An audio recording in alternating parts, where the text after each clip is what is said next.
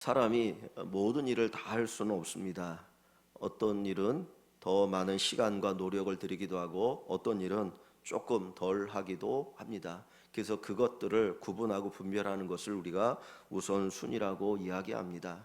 그러니까 내가 어떤 것에 우선순위를 두느냐 하는 것을 보면 그 사람이 무엇을 가치 있게 여기느냐 하는 것을 볼 수가 있습니다. 내가 중요하게 생각하고 많은 시간을 들이고 관심을 갖고 그리고 집중하는 것이 우리가 가장 귀하고 소중하게 여기는 것들을 우리에게 보여줍니다. 그래서 종종 우리가 당신의 우선순위가 무엇입니까? 라고 물어본다면 그분이 무엇을 소중하게 여기고 어디에 가치를 두고 살아가는지를 알 수가 있습니다.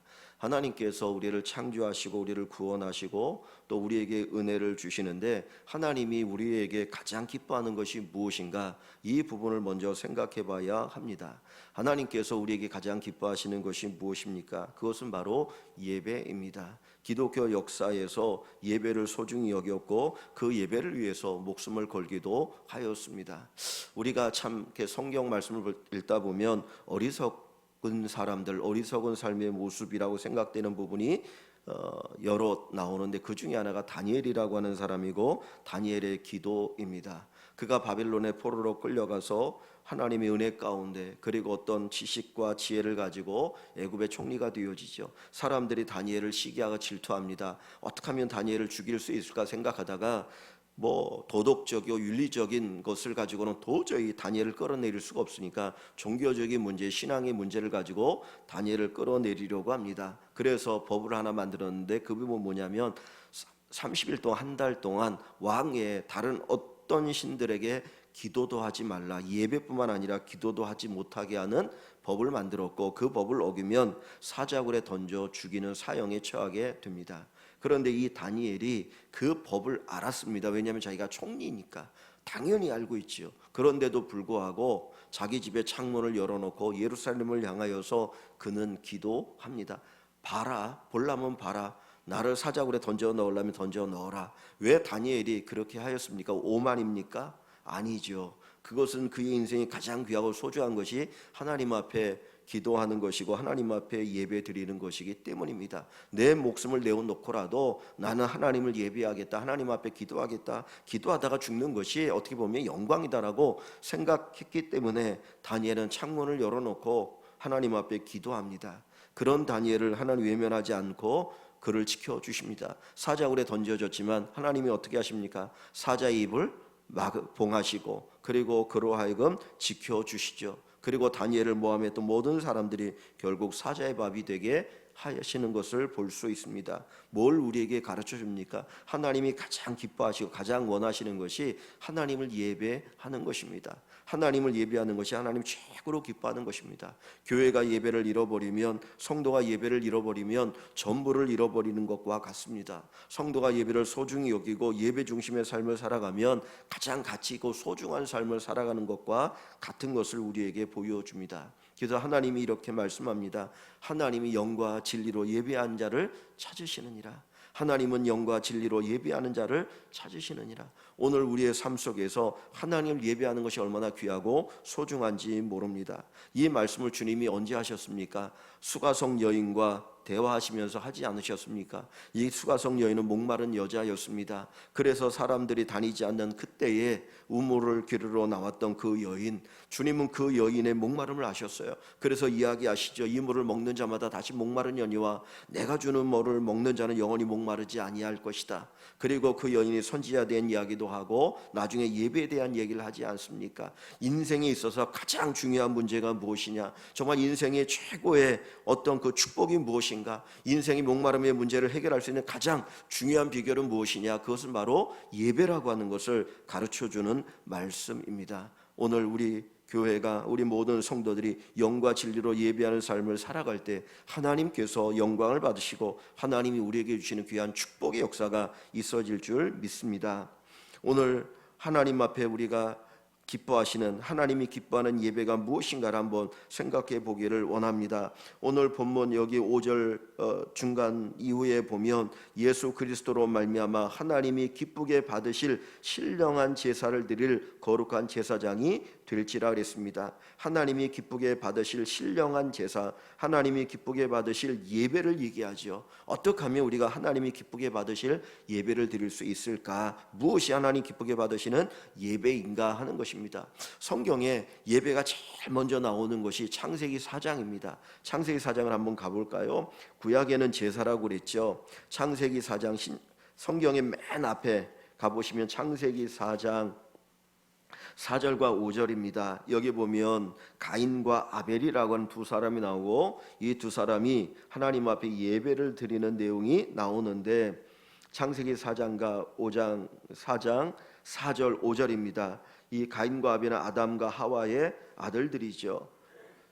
창세기 4장 4절과 5절 말씀 한번 같이 읽습니다. 아벨은 자기도 양의 첫 새끼와 기름으로 드렸더니 여호와께서 아벨과 그의 제물은 받으셨으나 가인과 그의 제물은 받지 아니하신지라. 가인의 몹시 분하여 안색이 변하니. 아멘. 이제 가인과 아벨 두 사람이 하나님 앞에 제사를 드립니다. 그런데 4절 한번 보세요. 아벨은 자기도 양의 첫 새끼와 그의 기름으로 드렸더니 제물을 얘기합니다. 아벨이 드린 그 제사의 제물이 무엇인가 하는 것을 보여줍니다. 그런데 그 뒤에 보시면 여호와께서 아벨과 그의 제물은 받으셨으나, 보통 우리가 생각할 때 우리가 어떤 하나님 앞에 제사를 드리거나 제물을 드리면 그 제물을 받으셨다라는 표현으로만 끝날 것 같은데 여기에는 그렇게 표현되지 않고 아벨과 제사 드리는 그 사람과 그의 제물을 받으셨으나 5절에 가인과 제사를 드리는 사람과 그의 제물은 받지 아니하신지라 그랬어요. 여기 보면 하나님께서 그냥 제사를 받았다 받지 않았다라고 표현하지 않습니다. 제물을 받았다 받지 않았다라고 표현하지 않고 그 제물 그 제사와 함께 제사를 드리는 사람을 여기에 같이 언급하고 있어요. 아벨과 그의 제물은 받으셨으나 가인과 그의 제물은 받지 아니하신지라. 사실 가인이 드린 제물과 아벨이 드린 제물은 달라요. 그런데 하나님께서 그 제물이 다르기 때문에 그 제사를 받았고 받지 않았다의 문제를 얘기하는 것이 아닙니다. 좀 더 어떤 중요성을 보면 그 사람의 문제, 아벨의 문제고 가인의 문제였어요. 하나님께서는 그 아벨이라고 하는 사람이 어떤 사람인 줄을 알고 있어요. 그 가인이라는 사람이 어떤 사람인지를 알고 있어요. 그 사람이 하나님 앞에 드릴 때에 그 사람의 모습을 보시고 그 사람과 그의 제물을 받으셨다 받지 않으셨다라고 이야기하는 것입니다. 그래서 5절에 다시 보시면 가인과 그의 제물은 받지 아니하신지라. 가인의 몹시 분하여 안색이 변하니. 요것 보면 알지 않겠습니까? 보통 우리 같으면 하나님 앞에 예배를 드리는데 하나님이 나의 예배를 기뻐하지 않으셔요. 그러면 우리는 어떻게 해야 됩니까? 왜 하나님이 내 예배를 받지 않으실까? 기뻐하지 않을까? 나에게 문제가 있나? 그리고 우리 자신을 돌아봐야 되는 거 아니겠어요? 그런데 가인은 그러지 않았다는 거예요. 내가 제사를 드리는데 왜 하나님이 제사를 안 받으셔? 그리고 화를 내고 분노합니다. 뭘 얘기합니까? 그 사람의 문제인 것을 우리에게 가르쳐주고 있습니다. 하나님이 받으시는 예배는 하나님 앞에 예배하는 자의 모습, 그 사람의 삶을 먼저 중요하게 생각하는 것입니다. 구약의 제사를 드릴 때 그 제사를 드리는 사람은 반드시 하나님 앞에 제물을 드리죠. 근데 그 제물에 가장 중요한 조건이 있어요. 하나님은 소로도 제사를 드리게 하셨고 양으로도 제사를 드리게 하셨고 그 다음에 비둘기로도 제사를 드리게 하셔요. 때로는 정말 이것도 없으면 곡물을 가지고 제사를 드리게 하십니다. 뭐냐면 그 사람의 어떤 그 경제적인 그런 상황에 따라서 제물은 언제든지 바꿔질 수 있도록 하셨어요. 그죠? 가난한 사람에게 너 반드시 소를 드려야 돼. 그럼 그 사람이 어떻게 제사를 드립니까? 그러니까 하나님은 그 사람의 상황에 따라서 제물을 드릴 수 있게 하셔요. 그런데 중요한 조건이 하나 있습니다. 그게 뭐냐면 흠 없는 것이 흠 없는 것. 그러니까 그 소냐 양이냐 비둘기냐의 문제가 아니고 그 제물이 흠이 없어야 된다는 거예요. 흠이 없어야 된다. 그러니까 흠이 없어야 된다. 근데 흠이 없는 제물을 하나님 앞에 드리는데 그 구약의 제물이 첫 번째 의미하는 건 뭐냐면 예수 그리스도셔요. 흠 없는 예수 그리스도. 그죠? 그래서 우리를 위해서 흠 없는 예수 그리스도가 제물이 되어서 우리의 죄를 용서하시는 것입니다. 두 번째, 흠 없는 제물이 의미하는 것은 우리 자신이에요. 우리 자신. 마치 아까 이 아벨, 가인 이 두 사람의 예배가 받아지고 받아지지 않았던 것은 한 사람은 흠이 없는 사람이었고 한 사람은 흠이 있는 사람이었기 때문에 그 받아들여지고 받아들이지 않는 것처럼 하나님께서 우리에게 원하시는 것은 흠 없는 제물로 하나님 앞에 예배드려지길 원하시는 거예요. 우리가 흠 없는 자로서 하나님 앞에 깨끗하고 정결한 모습으로 서 있는 그 예배를 원하시는 것이죠. 그래서 하나님께서 우리에게 원하시는 것이 무엇입니까? 회개를 요구하는 거 아닙니까? 제가 어제도 전에도 말씀드렸지만 이 다윗이 하나님이 기뻐하셨던 이유는 회개를 잘하는 사람이었기 때문에. 회개를 잘하는 사람, 사실 다윗이 지은 죄는 사람을 죽이는 죄였잖아요. 사울이 죽인 죄는 사람 죽인 죄는 아니었거든요. 그런데 하나님께서 다윗을 기뻐하신 이유 뭡니까? 회개를 잘하는 사람, 흠 없는 자가 되어지는 거예요. 그러니까 우리가 하나님 앞에 흠 없는 사람으로, 신실한 사람으로 서 있을 때 하나님이 우리의 예배를 기뻐 받으신다는 것이죠. 다시 한번 본문으로 가봅니다. 우리가 하나님 앞에 기쁨의 제사를 드리는 비결을 오늘 우리에게 뭐라고 말씀하고 있습니까? 여기 4절과 5절을 한번 같이 읽어가겠습니다. 4절을 보시면 베드로전서 2장 4절에 보면 사람에게는 버림받으였으나 사람들이 예수님을 다 버리지 않았습니까? 외면당했죠. 결국 십자가에 달려 죽지 않으십니까? 사람에게는 버림받으였으나 하나님께는 택하심을 입은 보배로운 산돌이신 예수께 나아가 예수님을 보배롭다라고 표현합니다. 근데 그 뒤에 보면 살아있는 돌, 산돌은 살아있는 돌이라는 거예요. 살아있는 돌. 사실 돌이 살아있다라는 표현 자체가 좀 그렇죠. 돌은 무생물인데 근데 살아있다라고 하는 건 예수님이 생명 자체이기 때문에 산돌이라는 표현을 썼어요. 근데 왜 산돌이라는 표현을 썼느냐? 그 뒤에 보면 산돌이신 예수께 나아가 너희도 살아있는 돌같이 신령한 집으로 세워지고 그랬어요. 살아있는 신령한 집에 우리가 살아있지 않습니까? 신령한 집을 뭘 표현할까요? 신령한 집은 뭘까요? 신령한 집으로 세워지고 예수 그리스도로 말미암아 하나님이 기쁘시게 받으실 신령한 제사를 드릴 거룩한 제사장이 될지니라. 여기 제사장이 나오고 제사가 나오는 거 보니까 신령한 집은 뭐예요? 뭔 같습니까? 성전이죠, 그죠? 구약에 하나님 앞에 제사를 드리는 그 집, 그 집, 신령한 집, 그 성전을 얘기하는 거 아닙니까? 그러니까 오늘 우리에게 뭐라고 말합니까?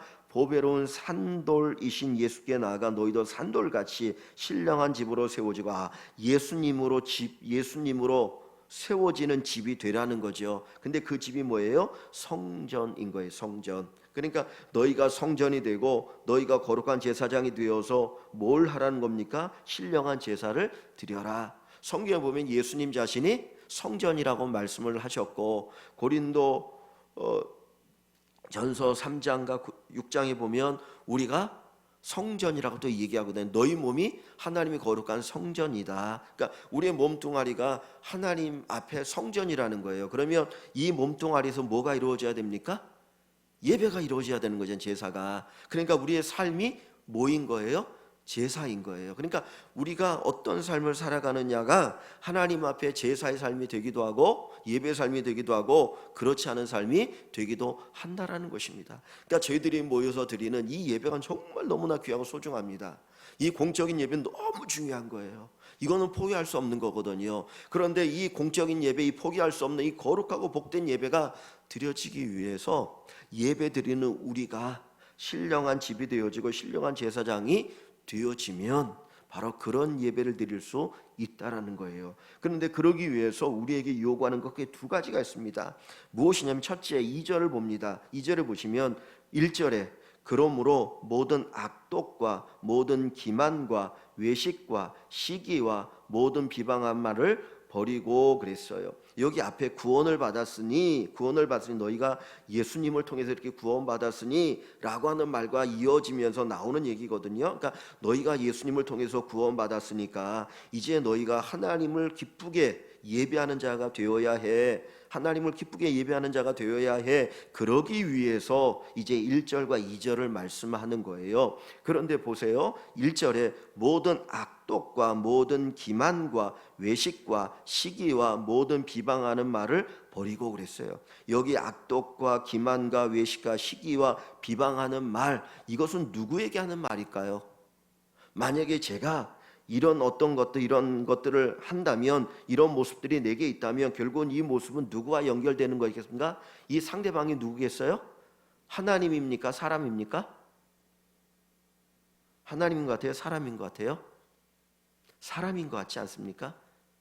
맞지 않어요? 우리가 시기를 하고 기만하고 외식하고 시기하고 비방하고 하는 이런 것들이 결국은 누구에게 보이기 위해서나 누구를 미워해서 나오는 것들이에요. 결국은 사람이잖아요. 사람이잖아요. 하나님에 해당되는 부분들도 있겠지만 일반적으로 가만히 들여다보면 사람과 연결되어진 부분들 있다라는 것이죠.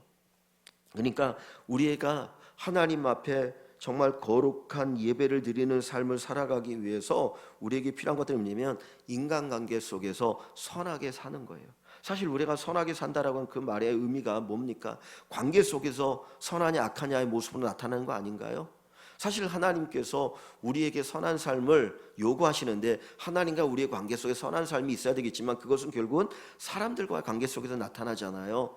그래서 우리가 지난주 계속해서 새벽 예배 때 요한 1서를 보았지만 하나님과의 관계 진리를 행하라 너희 안에 생명이 있느냐 그건 뭘로 표현됩니까? 사랑을 얘기하잖아요. 계속 사랑을 얘기하잖아요. 그 사랑과의 사랑을 얘기하는 거거든요. 그러니까 여기의 말씀이 결국은 바로 그 말씀인 것이죠. 근데 가만히 보면 악독, 기만, 외식, 시기, 모든 비방하는 말 요거 보면 어떤 이 사람의 생각과 마음과 감정 그리고 말, 행동 이런 것과 연결되어져요. 그러니까 우리의 생각, 우리의 감정, 우리의 말, 우리의 행동이 먼저 깨끗할 때 하나님 앞에 영광스러운 예배를 드릴 수 있다라는 것을 말씀하고 있죠.